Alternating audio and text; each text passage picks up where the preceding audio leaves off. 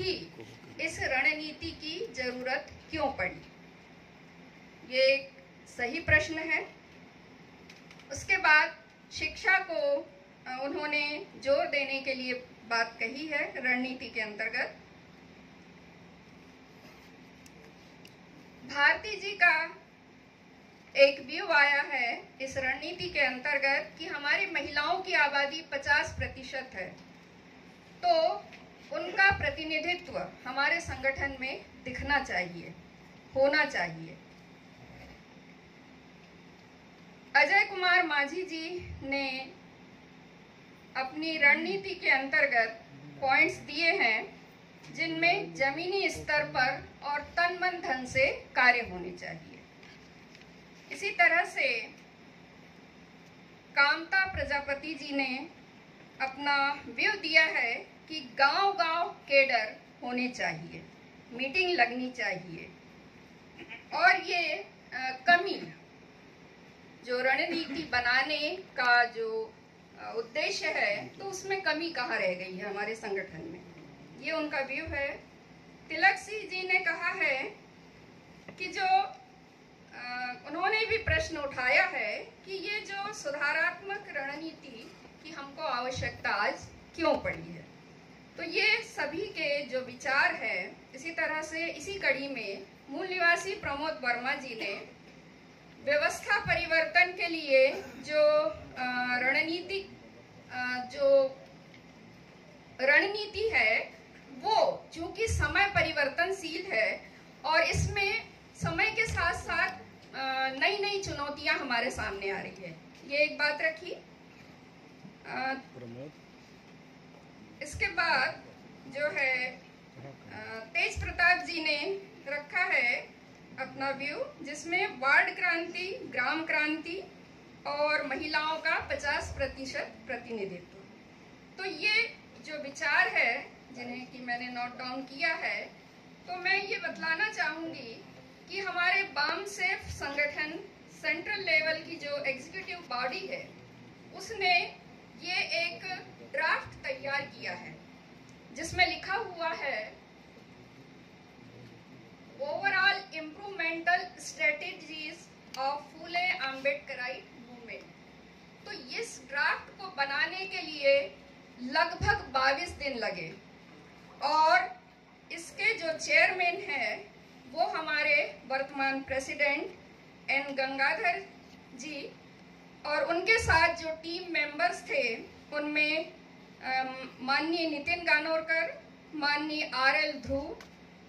नितिन गानोरकर जी अभी national vice president है, माननीय RL Dhruv ji national vice president है, और मैं नीलिमा बागड़े, मैं CEC मेंबर, मैं भी इसमें शामिल थी, और माननीय संजय इंगोले जी जो CEC मेंबर।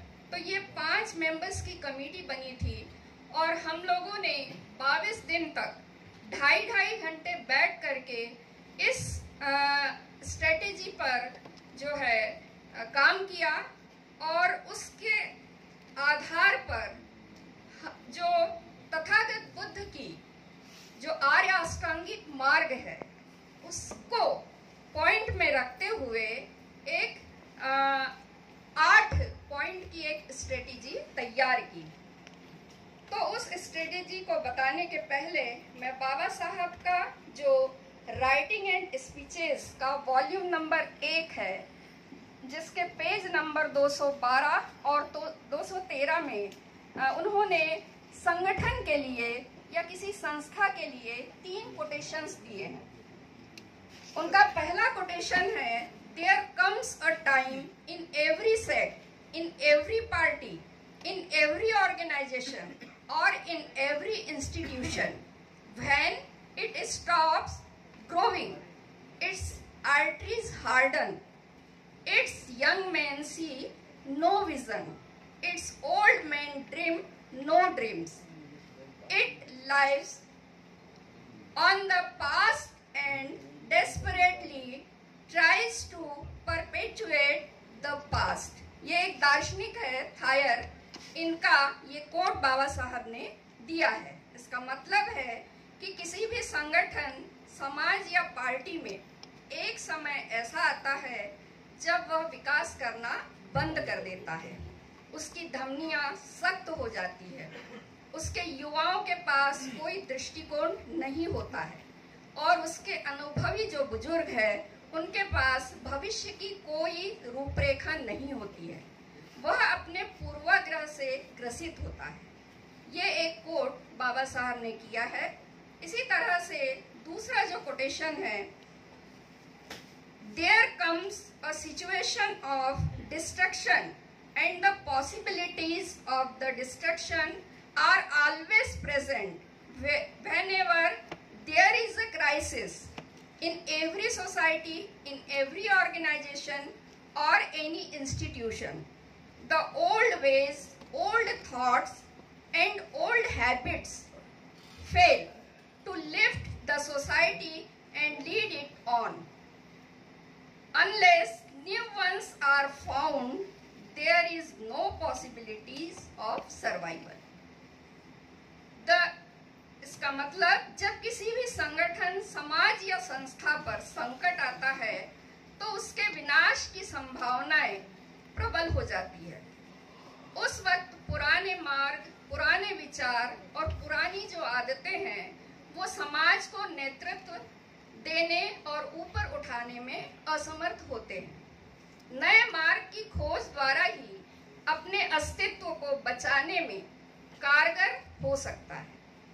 तो ये सेकंड कोटेशन है। इसी तरह से तीसरा जो कोटेशन है, the crisis can be made by the discovery of new way, where there is no new way found society goes under. Time में suggest possible new ways, but to step on to the right one is not the work of time. Man therefore is a factor in the making of history. मतलब नए मार्ग का आविष्कार ही संकट की घड़ी से उबार सकता है। जहां नए मार्ग या मार्गदर्शक नहीं है वहां समाज या संगठन नीचे चला जाता है। समय परिवर्तनशील है और समाज के साथ मनुष्य को चलना आवश्यक है और इसी प्रकार चलकर इतिहास का निर्माण करता है और मनुष्य ही इतिहास का निर्माता है। तो ये तीन कोटेशंस जो हैं वो बाबा साहब के हम बहुत ऋणी हैं कि ये तीन कोटेशन उन्होंने हमारे लिए एक लाइट हाउस की तरह दिए हुए हैं, जिससे कि हम मार्ग इसके द्वारा खोज सकते हैं और सही मार्ग पर चलकर सामाजिक क्रांति के इस कार्य को आगे बढ़ा सकते हैं। तो इसके लिए ये मूल्यवान जो खजाना है वो हमें बाबा साहब ने दिया हुआ है। आज जो हमारे देश की वर्तमान सामाजिक राजनीतिक जो परिदृश्य है उसका निरंतर गंभीर विश्लेषण करने हेतु सुधारात्मक रणनीति की आवश्यकता है, जो एक प्रकार से 8 रणनीतिक बिंदु के रूप में जो हमारे सेंट्रल एग्जीक्यूटिव बॉडी ने तैयार किया है, जिसके ऊपर हमको बहुत ही तत्परता से कार्य करना है, जिसमें ये 8 जो पॉइंट है 8 फोल्ड पाथ, जिसमें कि पहला है पॉइंट संगठनात्मक गतिविधियों का संचालन, इसकी रणनीति है। दूसरी रणनीति है कि जो हमारी आइडियोलॉजी है उसका प्रचार प्रसार हम कैसे करें। तीसरी रणनीति है कि संगठन को बनाए रखने के लिए उसे मेंटेन करना बहुत जरूरी है, तो उसके लिए कौन सी रणनीति हम अपना सकते हैं। फिर जो बामसेप के ऑफशूट विंग्स हैं उनका लगातार निर्माण करते रहना है। पांचवा पॉइंट है आंतरिक और बाह्य शत्रुओं से हमको कैसे मुकाबला करना है, जो मैंने बतलाया, एक विचार आया था। तो ये एक रणनीति का इसे भी हिस्सा बनाया गया है। सभी मूल निवासी संगठनों के साथ सौहार्दपूर्ण संबंध बनाने की रणनीति इसमें शामिल की गई है। सातवीं जो रणनीति है उसमें मूल निवासी बहुजन समाज की जो गैर राजनीतिक जड़ें हैं उनको ज्यादा बढ़ाने की आवश्यकता है। तो ये एक रणनीति तैयार की गई है और जो इन 7 रणनीतियों में नहीं आता है उसे 8वीं रणनीति के रूप में ये बनाया गया है। तो हम यदि देखें कि पहली जो रणनीति है उसके संचालन, संगठन का संचालन करना है, तो उसके लिए जो बातें आई थी कि सेमिनार, सिंपोजियम और कैडर कैंप। तो ये जो कैडर बेस जो कैंप है उसके साथ में अधिवेशन, जो आज हम यहाँ पर सभी लोग इकट्ठे हुए हैं, तो ये कैडर बेस अधिवेशन जो कि जिला स्तर पर हम ऑर्गेनाइज करते हैं, राज्य स्तर पर करते हैं और राष्ट्रीय स्तर पर।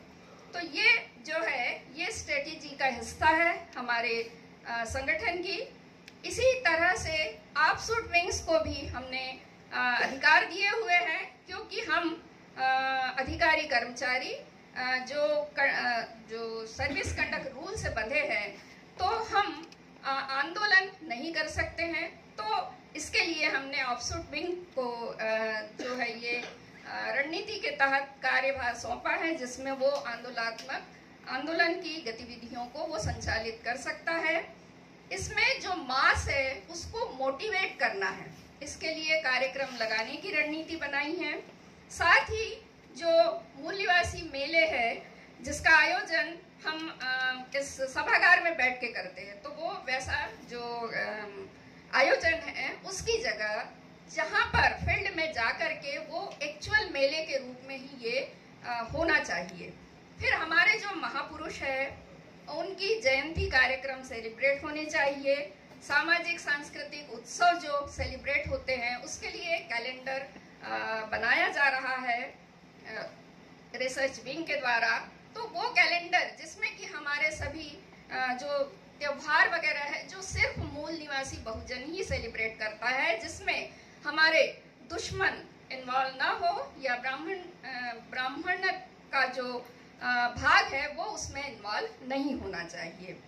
इसी तरह से जो हमारी आइडियोलॉजी है, आइडियोलॉजी और जो उद्देश्य है हमारे संगठन का, वो हमारे पूर्वजों ने हमें दिया हुआ है, तो उसमें कोई बदलाव हम नहीं कर सकते, क्योंकि उसी आइडियोलॉजी पे हमें चलना है और ये संगठन उसी आइडियोलॉजी पर काम कर रहा है। तो इसको बढ़ाने के लिए, इसके प्रचार प्रसार के लिए, जिस तरह से शत्रुजीत सिंह सर ने बताया था कि कैडर कैंप्स होने चाहिए जो 1 दिवस का हो सकता है, 2 दिवस का हो सकता है या 5 दिवस का हो सकता है। अब महिलाओं की भागीदारी, चूंकि 50% की यहाँ बात आई है, तो उनका कैडर कैंप ले करके हर 3 महीने में महिलाओं के कैडर कैंप होंगे, तो धीरे धीरे उनकी संख्या संगठन में बढ़ती जाएगी। क्योंकि बाबा साहब का भी ये कहना था कि जब तक किसी भी संगठन को यदि और गतिमान करना है तो उस संगठन में महिलाओं का सहभाग बहुत जरूरी है। और ये हम अपने घरों की महिलाओं को शिक्षित करें, संगठन के प्रति अवेयर करें, हमारी आइडियोलॉजी से अवेयर करें और उन्हें भी साथ लेकर के इस तरह के कार्यक्रमों में साथ लेकर आए, ताकि परिवार में भी इस फुले अम्बेडकरी आइडियोलॉजी का प्रचार प्रसार हो सके। फिर कुछ बातें हमारे सीसी मेंबर, सीनियर मेंबर ने बतला दी थी। इसी तरह से मेंटेनेंस के लिए भी ये बात बताई थी कि जो मानव संसाधन है और भी